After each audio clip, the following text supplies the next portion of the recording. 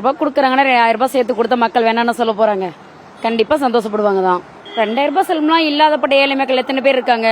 அத்தனை பேருக்கும் குடும்ப உதவி தொகை அப்படிங்கும்போது 2000 ரூபாய் ஒரு வயதானவங்க ஒரு தாய் ஒரு மகனை எதிர்பார்த்து வாழ்ந்துட்டு இருப்பாங்க. அப்ப யாருமே எதிர்பார்க்காம வாழலாம் இல்லையா? இது பெரிய சந்தோஷம் தான் அவங்களுக்கு. எங்களை மாதிரி உழைக்கிறவங்களுக்கு பிரச்சனை கிடையாது. உழைப்பு இல்லாதவங்களுக்கு கண்டிப்பா உதவியா இருக்கும் இல்லையா? யாரையுமே பெத்த புள்ள பேர புள்ள மத்தவங்க எதிர்பார்க்காம வாழக்கூடிய வாழ்க்கை அவங்களுக்கு கிடைக்கும். கண்டிப்பா எல்லாருமே சமம் தானே. ஏன் பெண்களுக்கு மட்டுமே கொடுக்கணும், ஆண்களுக்கும் கொடுக்கலாமே, தப்பு இல்லையே.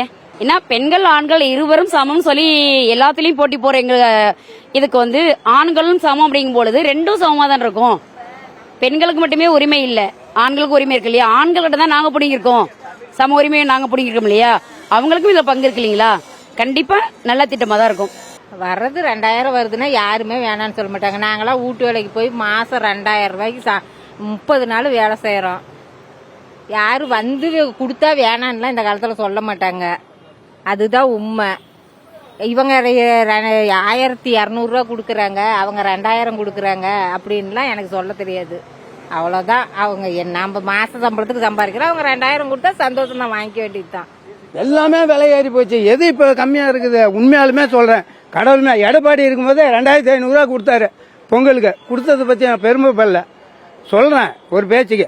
இன்னைக்கு இவர் சொன்னாரு, இவர் 5000 சொன்னபடி 3000 கொடுத்துக்கிறாங்க. போன வருஷம் இத்தனோடு துண்டு கரும்பை கொடுத்துட்டு ஆளை ஏமாத்திட்டு போறது. கரண்ட் பில்லு பூரா ஏற்றியாச்சு, என் வீட்டு வரி ஏற்றியாச்சு, எதை கடன் கட்டுறது? இப்போ பஸ்ஸுக்கு நாய் மாதிரி காத்துட்டு இருக்கிறோம். 5 ரூபா ஃப்ரீன்னு விட்டு. எங்களுக்கு ஃப்ரீயே கூடவே வேணாங்க. ஃப்ரீ இருந்தாலும் இல்லைனாலும் எங்களுக்கு அதை பற்றி கவலை இல்லை. பஸ்ஸு டைமுக்கு வருதா, ஒரு இடத்துக்கு போகணுன்னா நாய் மாதிரி காத்துட்டு இருக்கிறதாக்குது.